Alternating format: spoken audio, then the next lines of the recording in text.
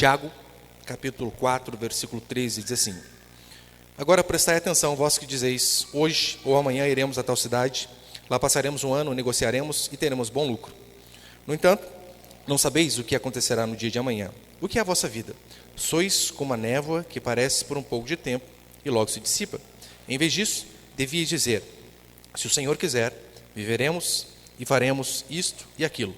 Mas vós vos orgulhais da vossa arrogância. Todo orgulho como esse é maligno. Portanto, aquele que sabe que deve fazer o bem e não faz, comete pecado. Até aí, tá bom, olha para cá, por favor. Se tem alguma coisa que, de fato, cega o ser humano para todas as coisas, chama-se orgulho. O orgulho faz com que nós enxerguemos o mundo de uma ótica totalmente diferente. Enxerguemos as pessoas como mero objeto, que elas estão ali apenas para nos satisfazer. Isso em todas as áreas, em todas as áreas. Fazer planos e falar como se fôssemos donos do amanhã, como diz Tiago, isso tem nome, e na prática é ateísmo. Sim, fazer planos sem saber que Deus governa todas as coisas, achando que você é senhor do seu destino, beira o ateísmo. Por quê? Ora, você não precisa de Deus, você dá conta de todas as coisas. E a carta de Tiago, lembrem, ela é destinada aos cristãos. Os cristãos que estavam na dispersão por conta da perseguição, Tiago escreve a essas pessoas. Mas ele percebe, de acordo com a conversa que havia entre aqueles irmãos e irmãs, que eles de fato eles estavam vivendo como se fossem ateus. Estavam esquecendo Deus, estavam fazendo planos e mais planos e mais planos, esquecendo que ninguém, absolutamente ninguém, tem o controle sobre o dia de amanhã. Crentes vivendo como ateus, esquecendo aquele provérbio que diz que a soberba precede a ruína. E todos que se viram como grandes, todos que se viram como senhores de si, todos caíram. E assim acontece. Uns demoram mais, é verdade, outros menos, mas a Bíblia está repleta desses exemplos. Nabucodonosor, no Antigo Testamento, vai dizer a Escritura que ele olha para todo o império ao qual ele conquistou devido às suas batalhas, ao seu reinado, devido ao seu governo. E então ele olha para aquilo tudo que ele conquistou e diz, puxa, eu sou bom. Olha quantas coisas eu fiz. Olha tudo que conquistei. E a Escritura que diz que por conta de soberba e orgulho, de achar que tudo aquilo era por conta de seu próprio esforço, ele chegou à humilhante degradação de pastar com boi, literalmente. Não é igual a gente fala para os outros, não, vai pastar. Não, Nabucodonosor pastou, comeu grama, capim. No Novo Testamento, nós temos o exemplo de Herodes Antipas, em Atos capítulo 12, onde ele também era um governante. E então ali as pessoas vendo ele proferir o seu discurso com a sua pompa, com a sua oratória, as pessoas ficam vendo o seu discurso e dizem, isto é a voz de um Deus. E diz a Escritura que por conta dele não glorificar a Deus e se ver como um ser insignificante, que eu preguei na última semana, ele morre no mesmo instante. A Bíblia usa um eufemismo, né? Expirou, mas está dizendo isso, morreu, por conta de ser orgulhoso. A Bíblia, ela é de fato a palavra de Deus. Só nela, eu e você conseguiremos, neste mundo, caído, perdido e pervertido, encontrar contentamento. Eu sei que Tiago e toda a Escritura vai nos dar, né, esses exemplos. Eu sei que para muitos, por conta, talvez, do advento dos coaches, muitos pensam que o contentamento está quando você conquistar o seu primeiro milhão. Sua primeira casa na praia, sua empresa. Mas nós vemos que na Bíblia, nós aprendemos a sermos contentes, estarmos alegres com muito ou com pouco, livres ou mesmo presos, ricos e até mesmo pobre e necessitado. É isso que nós veremos. É possível, de fato, encontrar contentamento, alegria, seja num final de vida como Davi, que terminou em ditosa velhice, cheio de bens, mas também podemos ser felizes se terminarmos como Estevão terminou, apedrejado, com pessoas rilhando os dentes de raiva dele. É isso que a Bíblia ensina para nós. Eu quero passar alguns princípios aqui esta noite sobre isso. Põe o primeiro, por favor, ali, meu irmão. O primeiro princípio, o segredo do contentamento. Versículo 13, acompanha comigo novamente, por favor. Agora, prestai atenção, vós que dizeis: hoje ou amanhã iremos a tal cidade, lá passaremos um ano, negociaremos e teremos lucro. Tiago, ele usa uma expressão idiomática aqui, quando ele começa dizendo, né, agora prestai atenção, é algo equivalente a dai ouvidos. Prestem muita atenção, que aquilo que eu vou dizer agora é de fundamental importância. Parem tudo que vocês estiverem fazendo e prestem atenção. Lembrando, ele se dirige a uma igreja e provavelmente haviam muitos irmãos ali que eram comerciantes, que tinham seus negócios, suas empresas, seus empreendimentos. Não dá para saber exatamente qual comércio aquelas pessoas tinham, pela região, né? A gente subentende-se alguns, mas ainda que não possamos definir um exato, o recado está claro para todos os cristãos, não só isso, de todas as épocas. Vocês que ficam dizendo, olha, amanhã iremos, passaremos um ano, negociaremos, obteremos lucro. Epa, peraí, não, as coisas não é assim não. Fazer planos se esquecendo de Deus é arrogância, é soberba. Porque você sabia que o seu comércio, ele pode estar bombando, e de repente ele bombar tanto que ele explode, acaba. É possível. Eu posso dar N exemplos para vocês. Em 2008, um dos maiores bancos dos Estados Unidos, o Lehman Brothers, quebrou. Gente, esse banco quebra. E a gente que ganha 2 salários? Que vergonha, hein? Bancos quebram. Pastora, mas isso aí é lá no exterior, né? Aqui não acontece. Não, eu só fiz uma listinha ali. Põe para frente, por favor. Talvez os mais conhecidos, os mais antigos, principalmente, vão se lembrar. Varig, VASP, Mesbla, Banco Cruzeiro do Sul, TV Manchete. Como que eu assisti isso, hein? Arapuã. Lembra? Arapuã, ligadinho é você. Ligadinho no qualquer comercial lá, né? Orkut. Acabou. Aqui na igreja, né, nós temos meu primo com a esposa dele, os filhos, eles têm uma empresa de animação de festa. E uma empresa de animação de festa precisa reunir gente. Quanto mais criança, melhor e mais lucrativo para eles. É uma maravilha. Aí então acontece algo chamado pandemia, onde a única coisa que não pode fazer é reunir gente. Se nós não queremos que Deus é soberano e governa nossas vidas, nos desesperamos em momentos como esse. Desesperamos, sem sombra de dúvida. Eu já dei esse exemplo, mas vou dar outra vez. Uma vez, uma creche em Goiás, uma criança acusou um professor de ter abusado dela. No dia seguinte, a creche fechou. Pai nenhum mais mandou o filho para a creche. E com razão. Só que daí então o tempo passou, acho que 1 ou 2 semanas, eles foram perceber que, na verdade, quem tentou abusar da criança não era o professor da escola, era o tio da van. Pastor, o que aconteceu?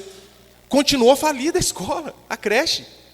Não voltou a ser o que era. Você percebeu que às vezes até uma mentira que é dita a nosso respeito pode acabar com a gente, pode acabar com o casamento, pode acabar com empresas.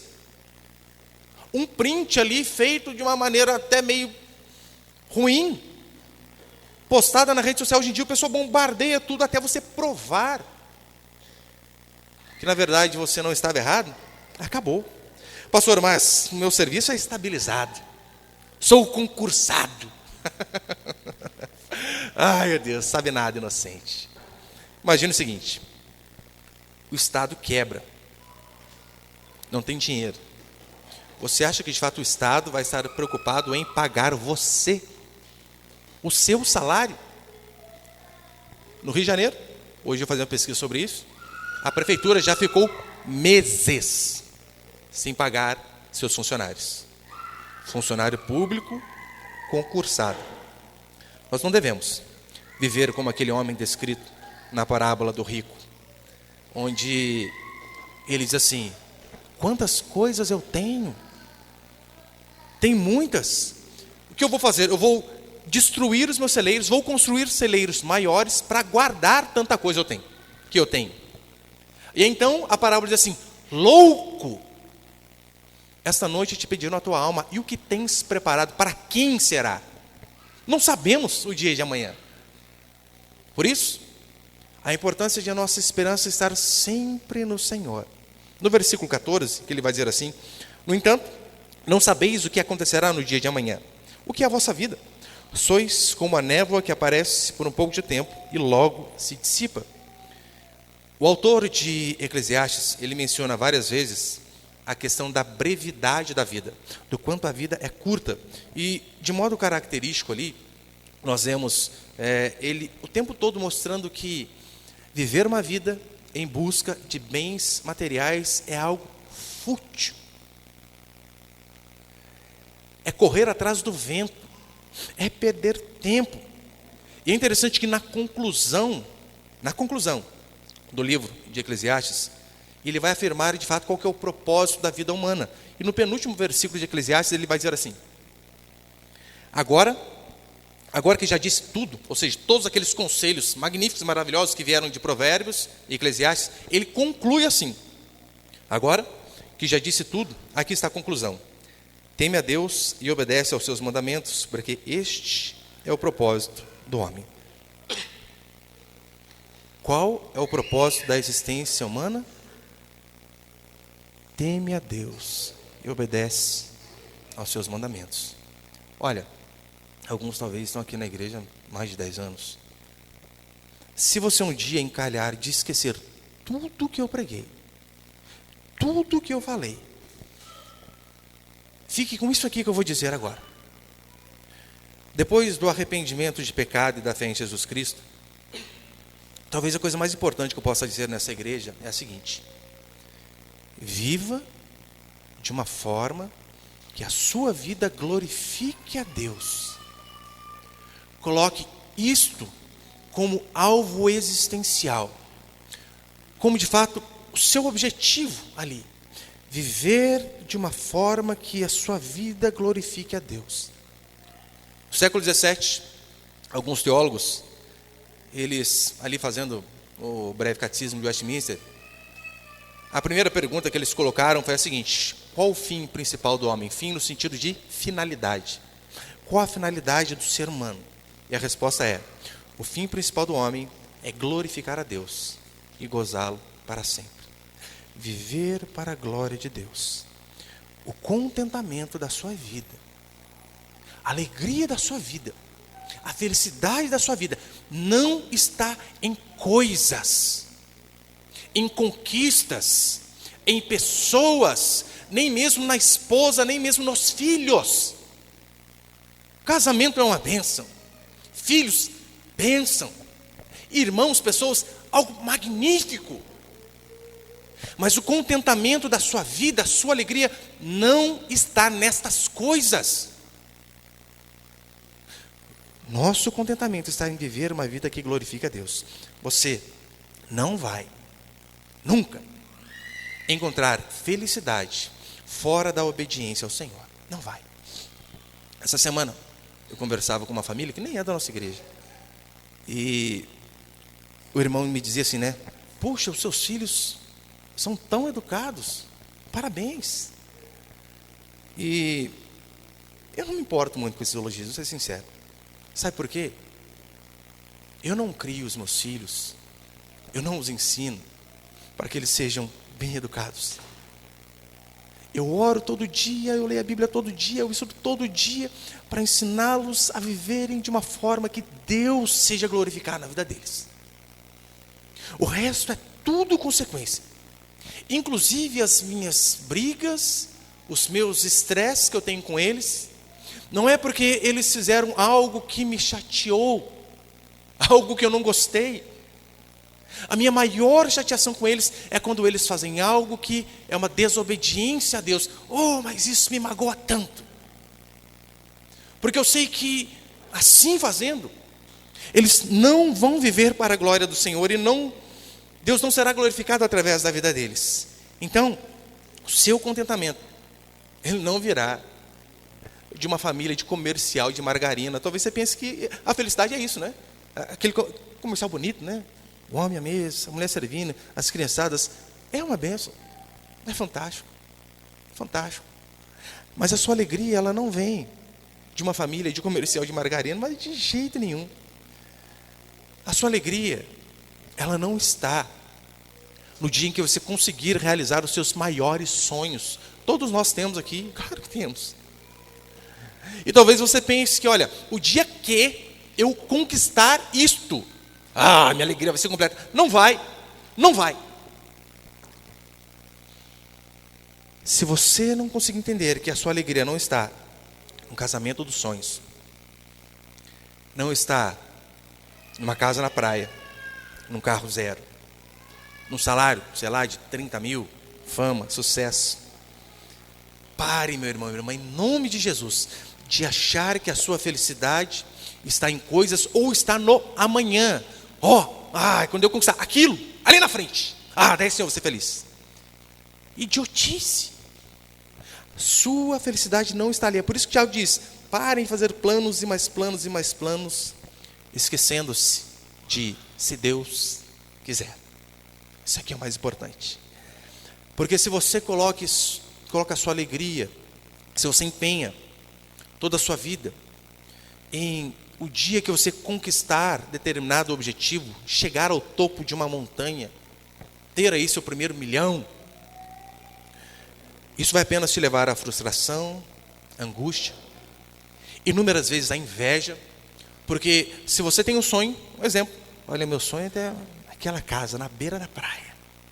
Se este é o seu sonho, e você, no meio desta caminhada, onde o seu sonho demora para ser concluído, você, outras pessoas conseguindo, você vai morrer de inveja. Como assim? Eu é que merecia e o fulano consegue? Essas coisas não vão te trazer alegria. E pior, você por ficar de olho sempre no amanhã, no que vai acontecer depois, você vai deixar de desfrutar o hoje. Pense num exemplo bem básico. Você já percebeu hoje em dia que, por exemplo, reúne para comer. Vamos comer lanche, pizza. Você percebeu que a gente está mais preocupado em tirar foto primeiro do que comer? Não, mas tem que registrar. Eu falei, não, tem que comer, gente. Aí você fica preocupado com a foto, o que as pessoas vão achar do que você está fazendo. Você está esfriando a pizza ali, está perdendo. Para. É igual a última vez, acho que nós fomos comer lanche, pessoal aí. Tinha aquela cestinha de onde fica, né? O ketchup, a mostarda, essas coisas. Eu peguei o celular de todo mundo, acabou. Foi bem ditador mesmo, né? Vamos conversar. Porque senão fica cada um no mundo, separado. Aí não, conversa. A vida humana, ela é como a neblina, diz aqui Tiago. Vapor. Rapidinho acaba. Portanto, não fique colocando seus objetivos, seus planos naquilo que está lá na frente. É por isso que Salmo 39 vai dizer assim: juntamos riquezas que não sabemos para quem vai ficar. Sabia? Não, pastor, eu estou deixando para os meus filhos. Pode acontecer de alguém dar o cambal neles. Não sabemos.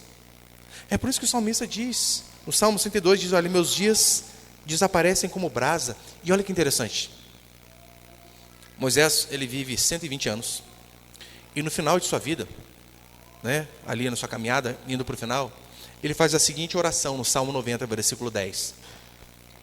Os anos da nossa vida chegam a 70, ou, para os que têm mais vigor, a 80.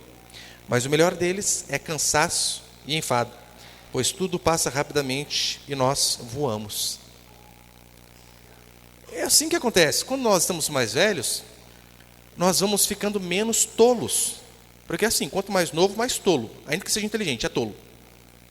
E quanto mais maduro nós vamos ficando menos tolo. Aí quando a gente vai adquirindo um pouco de sabedoria, a gente está ficando velho, como diz eles, 70, 80. Ai, pastor, a terceira idade é a melhor idade. Mentira! Dói tudo. Tudo. Você não vive sem remédio de pressão arterial. Não dá. Tem o seu coquetelzinho, você toma todo santo dia. Por isso a importância do nosso foco estar sempre no Senhor. Mas segundo e último, põe ali, por favor. Segundo princípio, a vontade de Deus é sempre boa. Acompanhe comigo o versículo 15, por favor. Ou seja, em vez, o contexto aqui, em vez de ficar falando, vamos fazer isso, fazer aquilo, sua vida é muito breve, ele diz, em vez disso, devias dizer, se o Senhor quiser, viveremos e faremos isto ou aquilo. Se o Senhor quiser, a submissão à vontade de Deus é a melhor escolha que você pode fazer na sua vida. Ver aquilo que está escrito, aquilo que é a vontade de Deus e dizer, farei. Ainda que o seu coração, o seu pensamento, as suas motivações sejam totalmente contrárias. Se submeter à vontade de Deus deve ser o alvo de todo cristão. Se Deus quiser, que seja feita a tua vontade, não a minha. Por isso que quando Tiago diz, se Deus quiser, e ele está falando ali para os negociantes, o pessoal que tem comércio, aquelas coisas ali, ele está mostrando que não só a vida daquelas pessoas, mas a vida de todos nós, ela está debaixo do controle do Senhor. O que vai acontecer é a vontade do Senhor em nossas vidas. Isso quer você queira ou não. E assim funciona. Pergunta para Jonas, se Jonas quis fazer o que dava na telha, se ele conseguiu. Não dá. Nada acontece em nossas vidas sem a permissão do Senhor. Pastor, isso significa que só vão acontecer conosco coisas boas? Eu queria te dizer que sim, mas óbvio que não.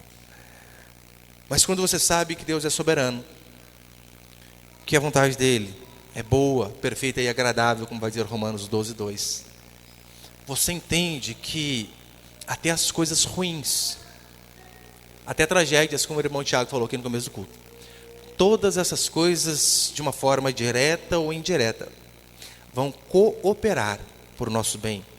Todas as coisas, sem exceção. Até mesmo no sofrimento, a propósito para as nossas vidas. Veja o exemplo de Jó.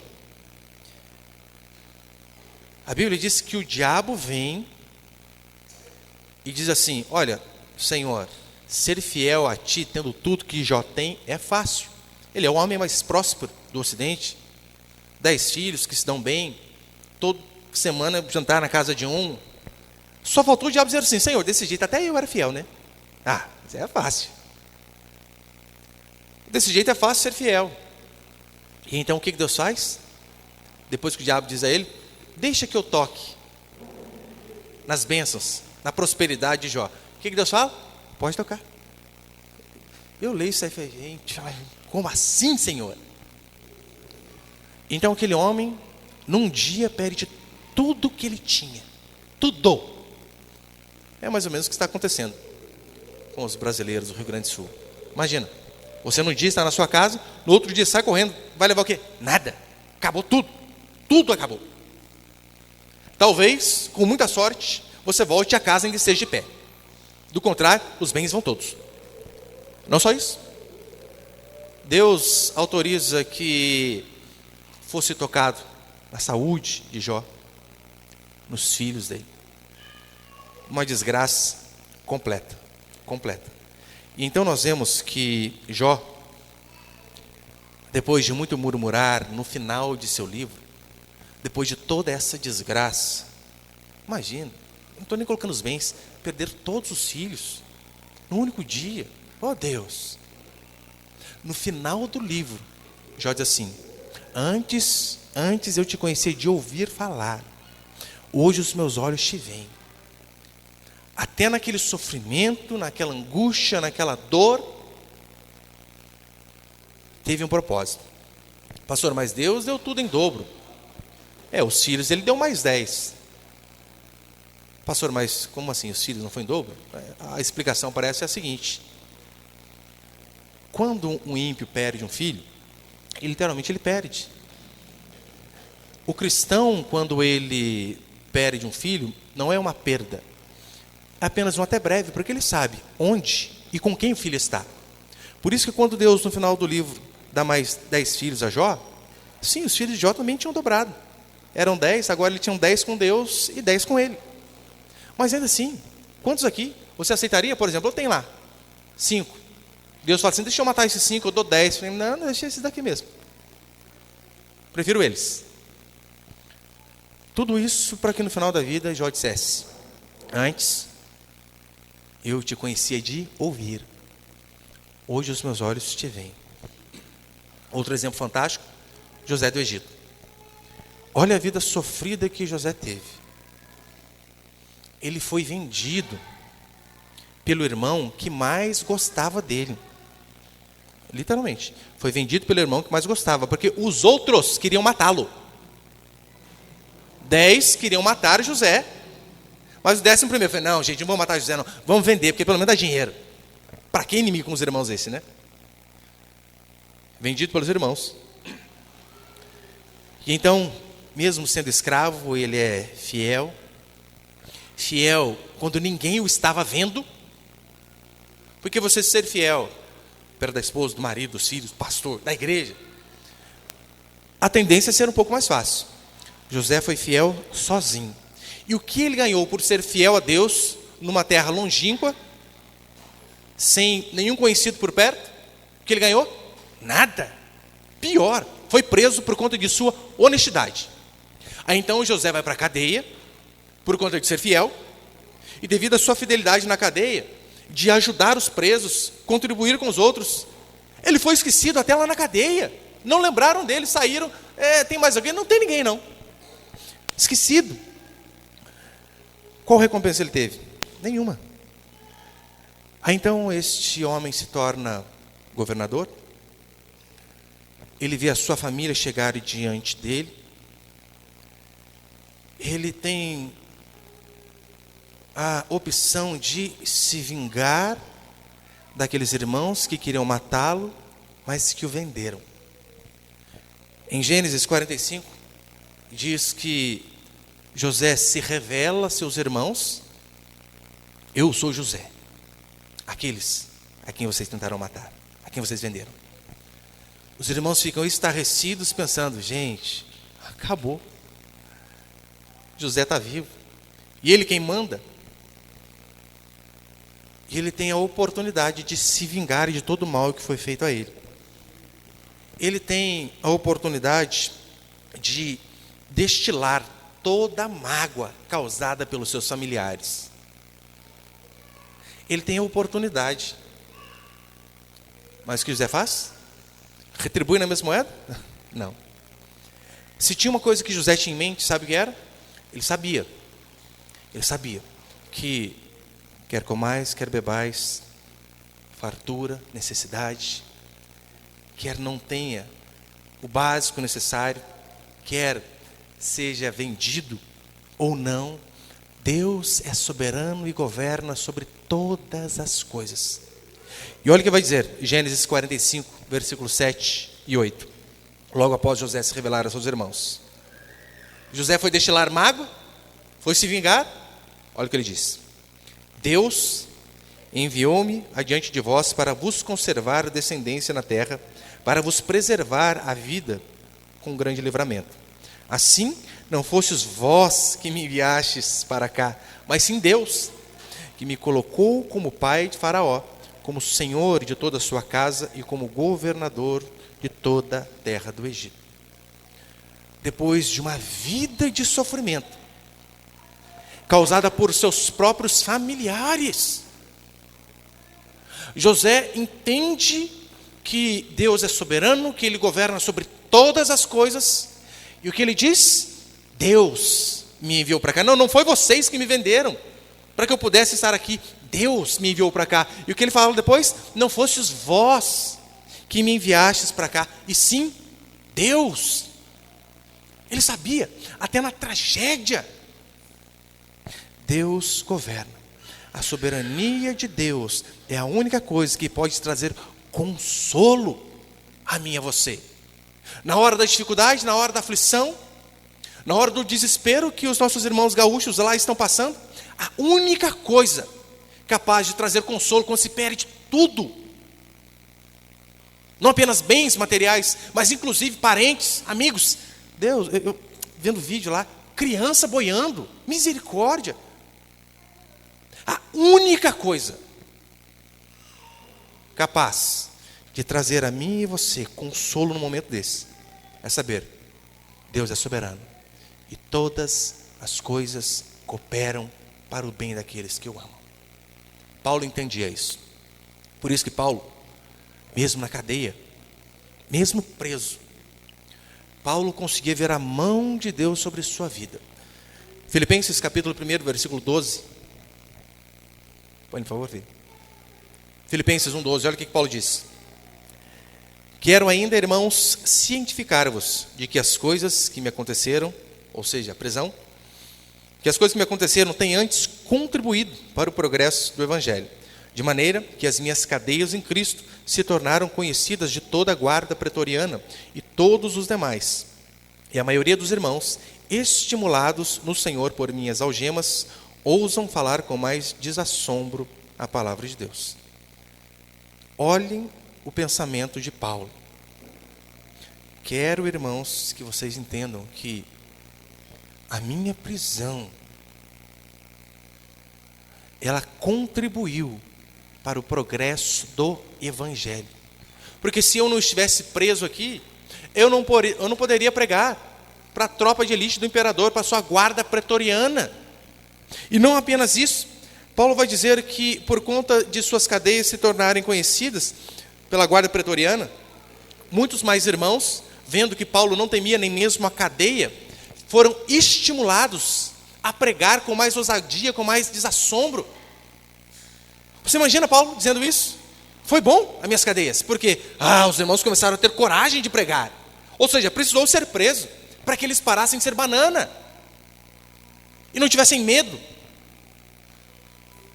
Todas as coisas estão no controle do Senhor. Lembra no final da vida de Paulo? Paulo, ele é fiel a Deus. Ele, aqui em Filipenses, ele só via aquilo que estava à sua frente. Então, ele pensa assim, pensou pelo menos o que ele disse aqui, né? Olha, minhas cadeias têm contribuído para o avanço do Evangelho. Talvez olhando apenas de forma temporal, ou apenas ali na sua região. Mal ele saberia que 2000 anos depois, nós estaríamos falando do quê? Daquilo que Deus fez através da vida dele. Se não fossem as cadeias de Paulo, não teríamos basicamente 2/3 do Novo Testamento. Deus é soberano. Então, no final de sua vida, Paulo estava ali para ser oferecido como libação, como sacrifício. Paulo estava numa cadeia extremamente insalubre, gélida, e a única coisa que ele esperava era ele ouvir os passos de seu algoz no corredor, vindo chamar o prisioneiro Paulo, sabe para quê? Para o martírio. Ele sabia, este era o fim. Mas ainda assim você pensa que Paulo se desesperou? Não. 2 Timóteo 4, 8. Já agora a coroa da justiça me está guardada, a qual o Senhor, reto juiz, me dará naquele dia, e não somente a mim, mas a todos quantos amam a sua vinda. Paulo, diante da morte, ele não se apavora. Ele diz: o Senhor está no controle. A morte para o cristão não é apenas um tchau, é até breve. Ele sabia que o máximo que aquele algoz poderia fazer é colocar uma guilhotina em seu pescoço e ver a sua cabeça rolar.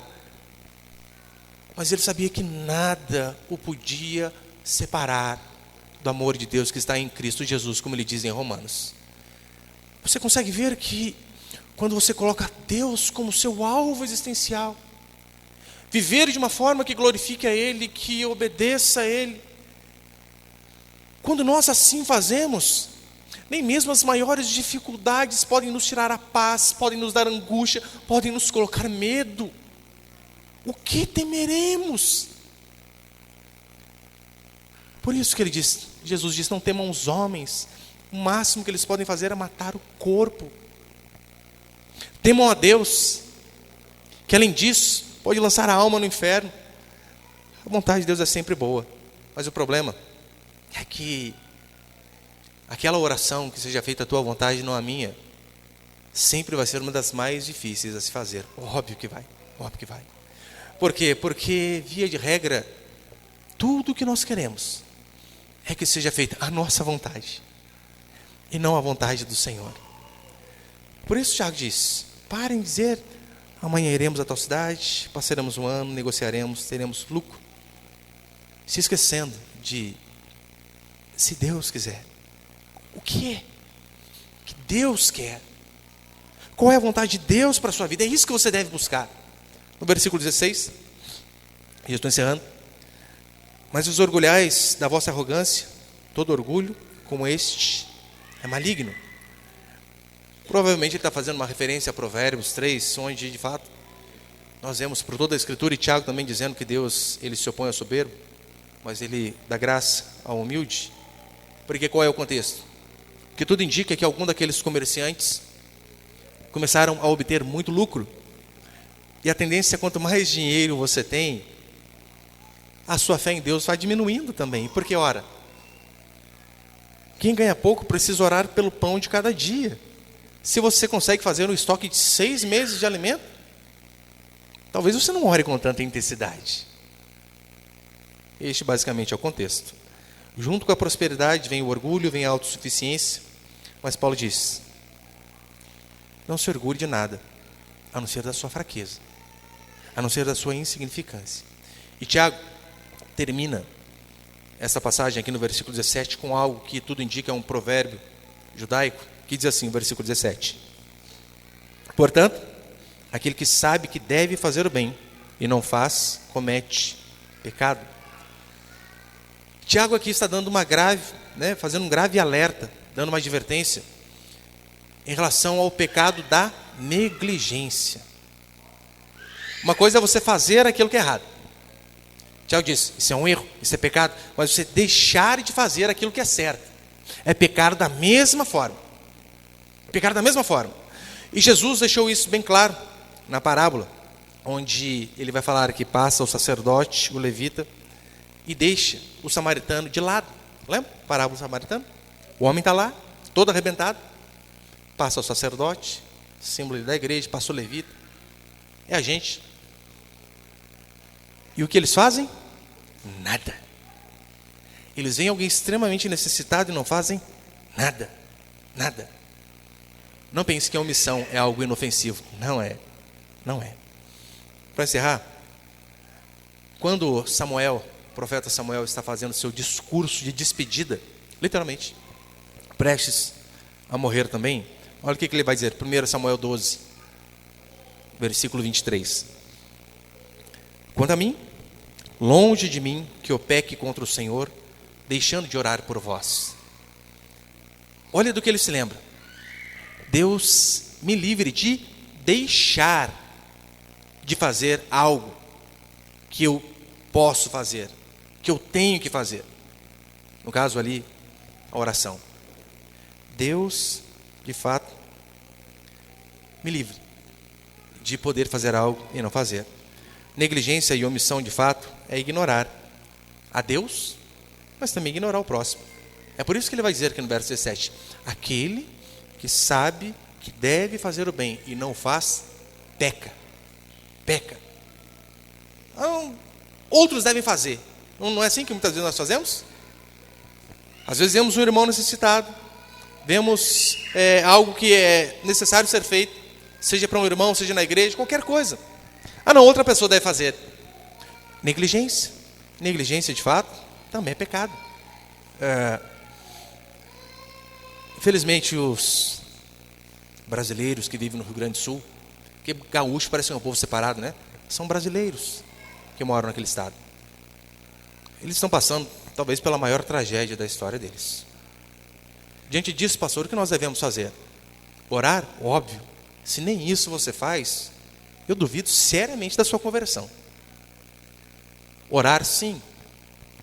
Mas se nós sabemos que devemos fazer o bem e não fazemos, estamos pecando. Hoje eu entrei em contato com o pessoal da igreja presbiteriana de Canoas e disse a eles: como eu posso ajudar? Como? Ore por nós. Falei: não, financeiramente, eu quero ajudar financeiramente. E fiz a minha oferta particular lá, mandei para eles. E eu conversava com o tesoureiro aqui, antes de começar o culto. Nós, via de regra, nunca levantamos oferta especial para alguma coisa ou outra, pode ver, acho que nunca. Mas é um povo, de fato, brasileiro necessitado. E cabe a nós, não apenas ajudarmos em oração, mas colocarmos a mão no bolso, naquilo que dá para a gente fazer também. Então, o que nós faremos? Todas as ofertas hoje, né, via online, que nós temos QR Codes aí, nós vamos mandar tudo para a Igreja Presbiteriana de Canoas para ajudar aquele povo a se reerguer. Exercite fazer isso. Dar esse passo de fé e prática também.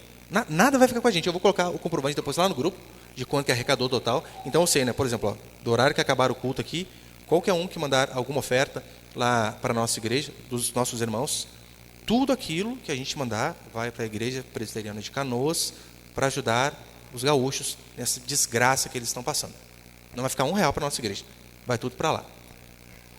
Por quê? Ora, que é um horário melhor para poder, uma hora melhor para colocar em prática isso que Tiago diz, do que esse momento de tragédia. Não adianta ficar deixando. Não, o Luciano Hang ajuda. Ele tem bastante.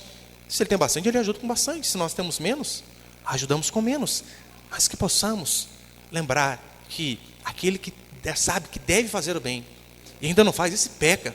E que Deus possa nos dar a graça de fazer o bem, não apenas quando tragédias assim acontecerem, agora muito mais, é óbvio. Mas se vermos também pessoas necessitadas em nosso lado, que possamos também ser generosos. E não se esqueça, claro, que contentamento você só vai encontrar na obediência ao Senhor. E uma das formas de obedecer a Ele diz também, é ajudando o próximo. Que Deus possa dar a mim e a você um coração submisso e um coração que coloca a fé também em prática, porque é isso que Ele espera de nós. Amém, meus irmãos?